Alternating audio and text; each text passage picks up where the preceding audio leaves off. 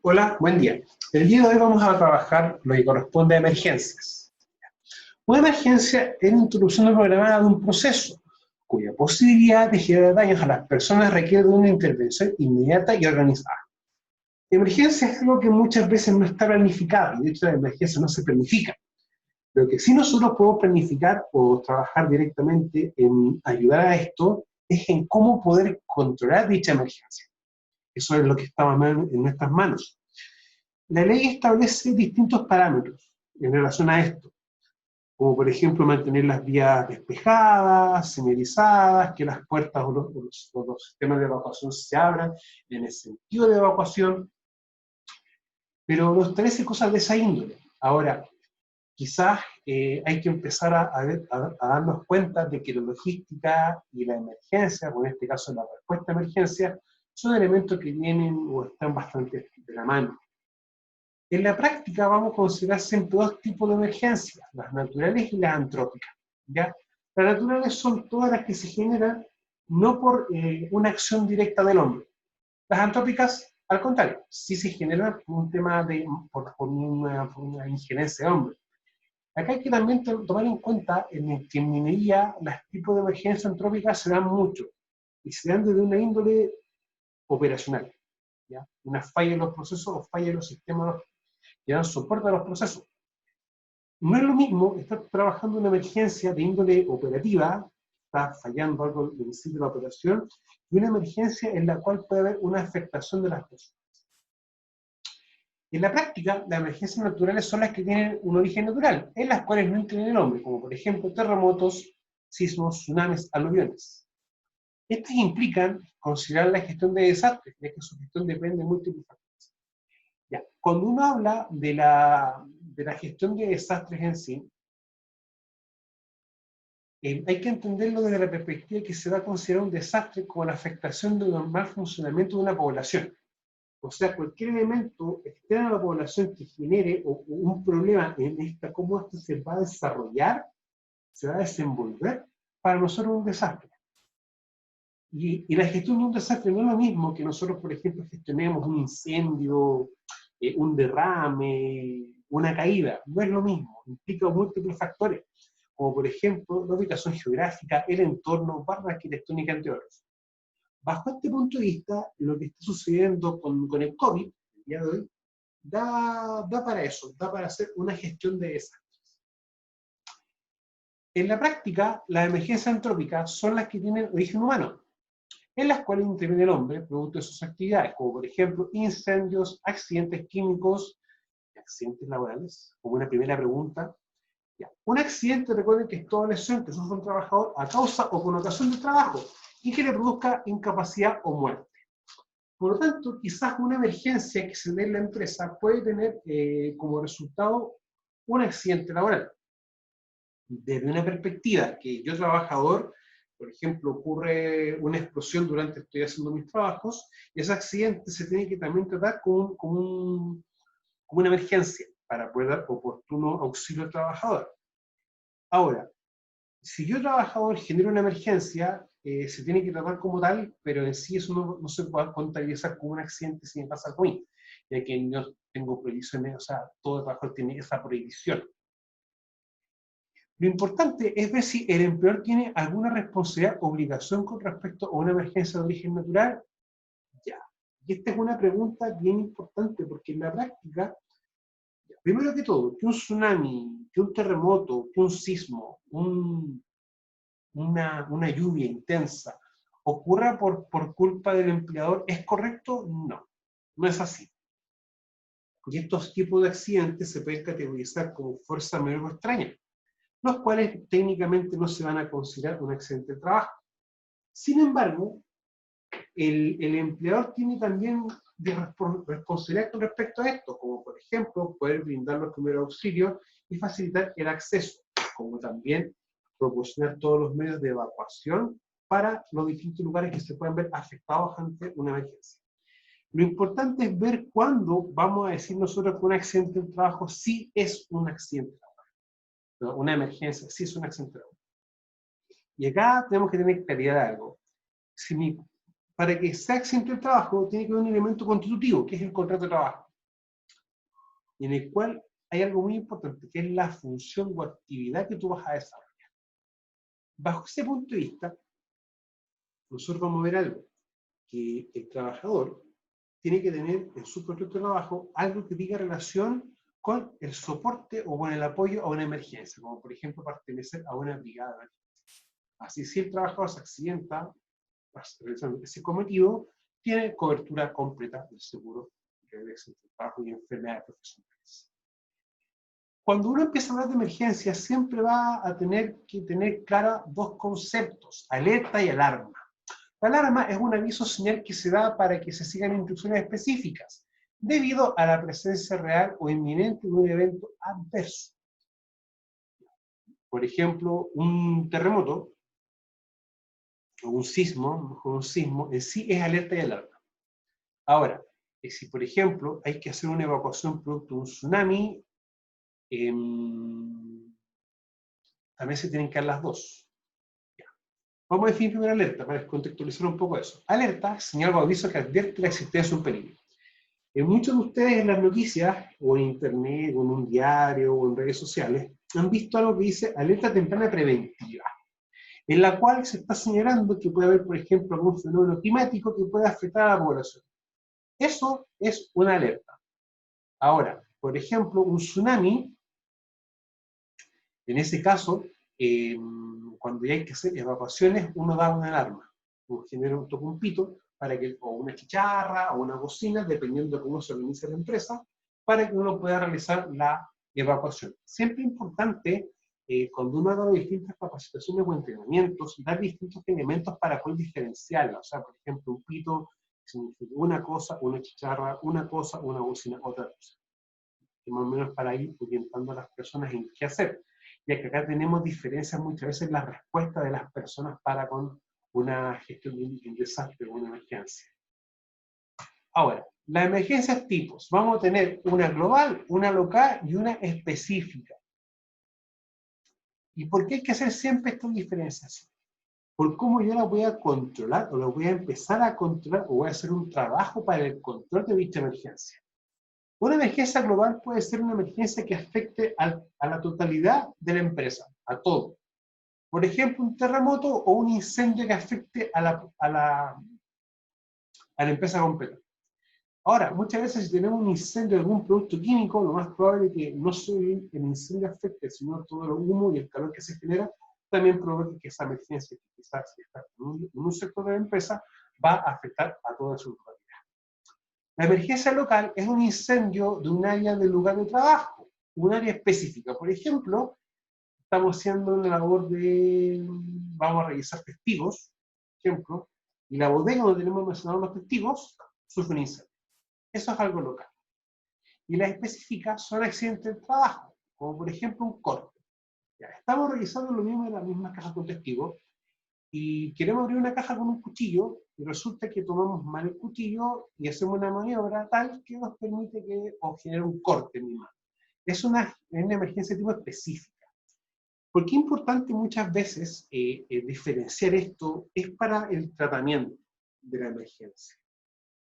Porque en la práctica, lo ideal es siempre una emergencia que sea tratada o trabajada con la cantidad de gente que tiene que estar. Más gente de lo habitual, tanto mirando o haciendo otro evento que no sea el de estar ahí para ayudar, va a entorpecer todo lo que nosotros queramos y podamos hacer. Por eso es importante siempre diferenciar. Ahora, ¿cómo gestionar la emergencia? ¿O cómo nosotros podemos gestionarla? El primer paso va a ser identificar. El segundo paso va a ser preparar. Y el tercero va a ser evaluar. Identificar, uno siempre tiene que decir cuáles son las posibles emergencias que se pueden dar acá en la empresa. ¿Ya? Y es importante siempre identificarlas y dejarlas en una especie de matriz. Tengo esta emergencia. ¿Por qué? Porque cuando uno las identifica ya puede empezar a prepararla o las distintas respuestas que nosotros debamos tener. ¿Ya? Eso siempre se enmarca en un plan de emergencia global y específico. O sea, en el caso de actividades mineras, hay riesgos que se van a dar y concretar de maneras un poco distintas si yo las comparo con otros rubros. Por ejemplo, lo que es corte y amputación de una extremidad es más complejo, lo que es contacto con sustancias químicas peligrosas también llega a ser un poco más complejo. y se dan muchas veces magnitudes no iguales que otros rubros. Y lo otro también es el contacto con energía eléctrica, que en el fondo es una electrofusión. Recordemos que en minería, por el tipo de proceso, no siempre se utiliza una corriente de 220, se utiliza también una corriente externa de 380 voltios.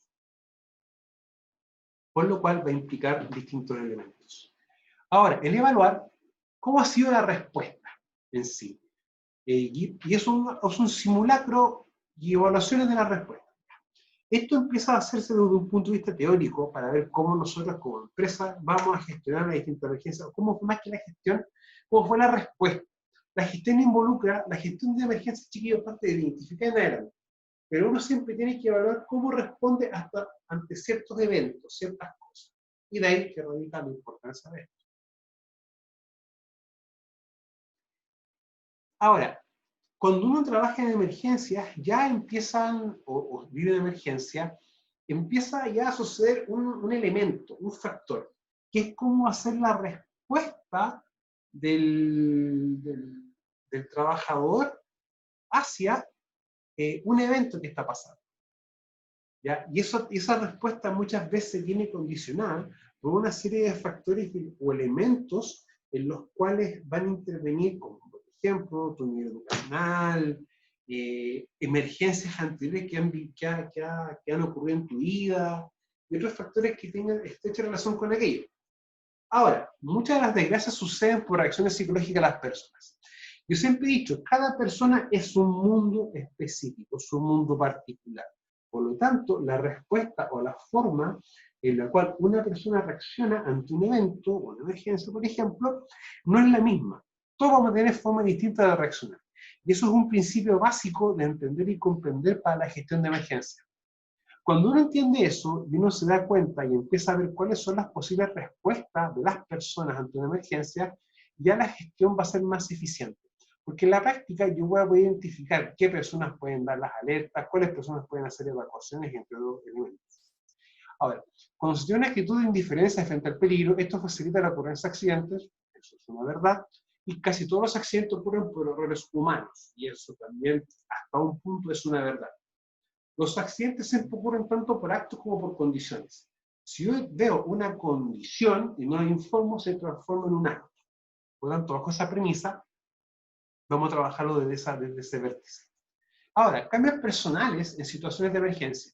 Vamos a tener miedo, ansiedad y angustia, que son los tres sensaciones y sentimientos básicos en relación con una emergencia. El miedo es como un temor en relación a algo en específico. Ya la ansiedad es como la representación física de ese miedo. Y la angustia ya es algo que nos va a dominar en un punto que no nos va a permitir poder dar una respuesta un poco más concreta a lo que está sucediendo. Ahora, también tenemos que dar cuenta un síndrome de adaptación general. Y estas son respuestas neurofisiológicas, o una respuesta de nuestro sistema nervioso y también de nuestra musculatura. Cuando uno sufre un accidente de auto, por ejemplo, hay un acto natural que es que la musculatura tiende a apretarse, pero con un objetivo de evitar una fractura de mayor intensidad o mayor cantidad. Por lo tanto, ya después, pasado el accidente, un par de horas, el cuerpo se pone tenso. Ya es porque ya el mecanismo empezó ya a generarse de manera contraria. Ahora, tenemos una alarma y tenemos una respuesta, que va a ser una tensión en un punto, una agresión. Muchas veces las personas cuando están viviendo una emergencia tienden a ponerse agresivas, ¿ya? Y golpean a otra persona, o una agresión no solamente de índole física, también una agresión mental. Y también empieza un tema de evitación. Hay mucha gente que llega a ese grado de histeria cuando ocurre un terremoto, un sismo, y se pone a correr, se tira al suelo, y empieza a generar ciertas actitudes que, en vez de calmar o tranquilizar la situación para todos, va a empezar a alterar para todos. Y luego, ¿qué pasa en estas distintas etapas? Que, ojo, puede que se dé una o puede que se den todas, ¿ya? No es necesario que se den las tres. Va a haber, o vamos a pasar una etapa de relajación. Ahora, el síndrome de adaptación es un ciclo vicioso entre el miedo y la angustia, ¿ya? Y esto es normal que se ve en las primeras veces que uno tiene que atender una emergencia, ¿ya? O sea, la emergencia como no es un hecho planificado, y es un hecho ya no normal para nosotros, va a tender siempre a producir esos efectos, ¿ya? Por lo tanto, uno va a empezar, si tiene una buena tolerancia y sabe trabajar bajo presión, va a empezar a manejar estos síntomas de una manera un poco más adecuada a la realidad. Ahora, los resultados de la interacción de estos factores determinan un aumento de la sensación de pérdida de control. Y es un problema muchas veces con la emergencia, que como uno no sabe cómo se va a dar esto, cómo se va a materializar o se va a seguir dando en el tiempo, uno siente que pierde el control. Y al ver también que, por ejemplo, en caso de un incendio ya se sale de control, eso aumenta más esa sensación psicológica que puede tener la persona. Y ya tenemos un tema. Y por eso es importante entender de que toda emergencia es un hecho temporal. O sea, esa emergencia va a pasar, no va a ser eterna. Y eso es lo importante entender. Muchas veces uno a veces tiene que dar como unas respuestas un poco distintas o una forma de contener respuesta de un niño versus un adulto.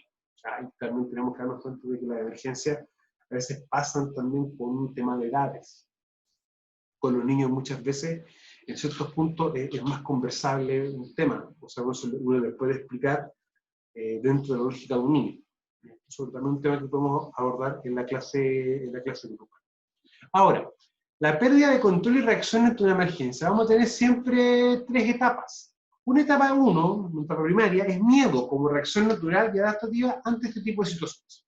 O sea, que todos sintamos miedo ante la ocurrencia de una emergencia es algo natural. O sea, y tampoco es malo y te hace menos persona. Tienes que entender de que es una reacción natural del cuerpo, ¿ya? Y es un tema también de un miedo a lo desconocido. Una emergencia, como sea por primera vez que una persona la llega a vivir, es algo desconocido para ella. Y es normal que los humanos sientan temor a lo desconocido, porque es algo que no está dentro de su ámbito de conocimiento.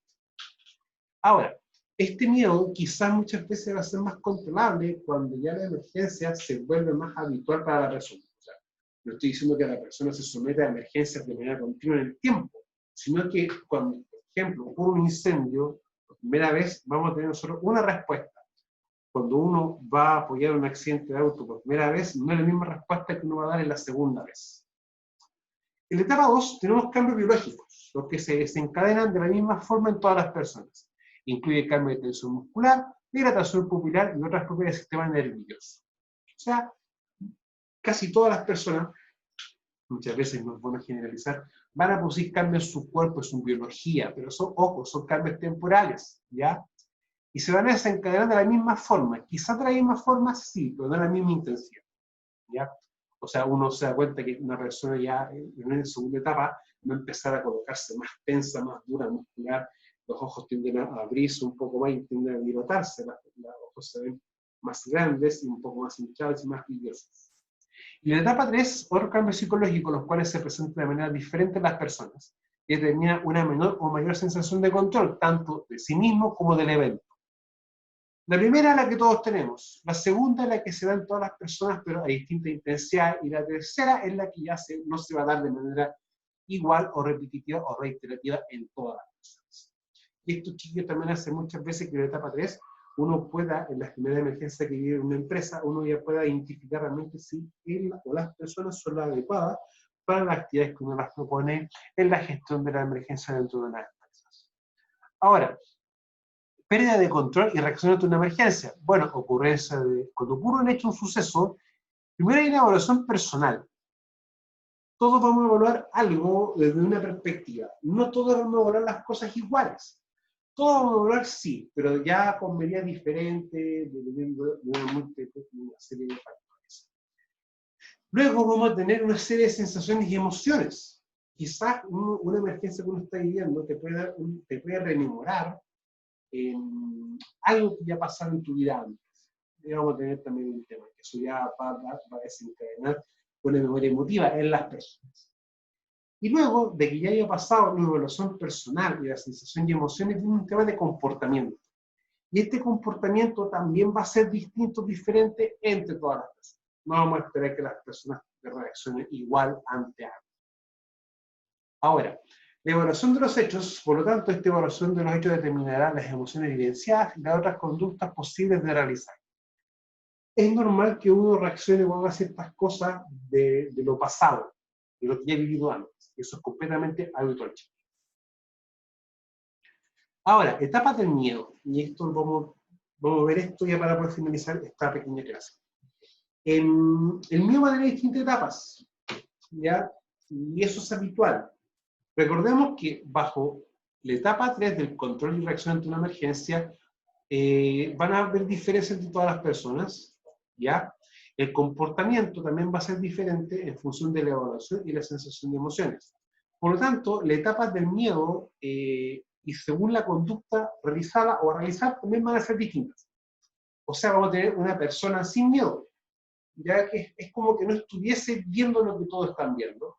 Una persona que ya es más prudente, que por ejemplo puede alejarse, ya otra persona que puede tomar una precaución en el interactuar en la emergencia, pero con un cierto tema de control. Ya hay gente ya que se pone un poco más, como decimos nosotros muchas veces en la emergencia, cuando nos toca una emergencia, un poco más nerviosa, ya que ya empieza como con más precaución o avisar que está ocurriendo esto. Y hay personas que son buenas nerviosas, muy nerviosas, torpes, que ya empiezan a correr o a moverse y se empiezan a caer, a golpear con las cosas. Personas que se quedan pasmadas, perplejas, o personas que se quedan quietas, que no hacen nada. Ya es muy equivalente cuando uno ve, por ejemplo, la reacción de una mascota ante un incendio.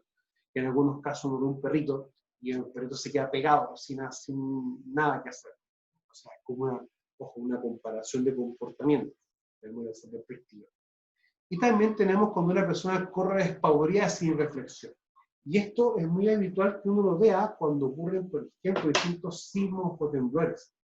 Hay gente que le tiene un temor tan grande a los temblores que piensa que corriendo esto va a pasar. Ya. Lamentablemente, si tú corres, es lo mismo que no corras. O sea, no es lo mismo. Pero el temblor o el terremoto o el sismo va a seguir ahí.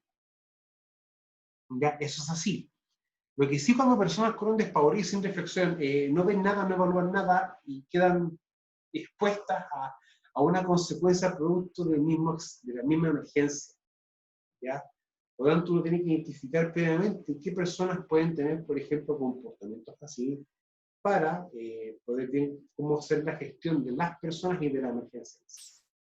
Ya, chiquillos, que tengan muy buen día. Nos vemos en la clase grupal. Hasta luego.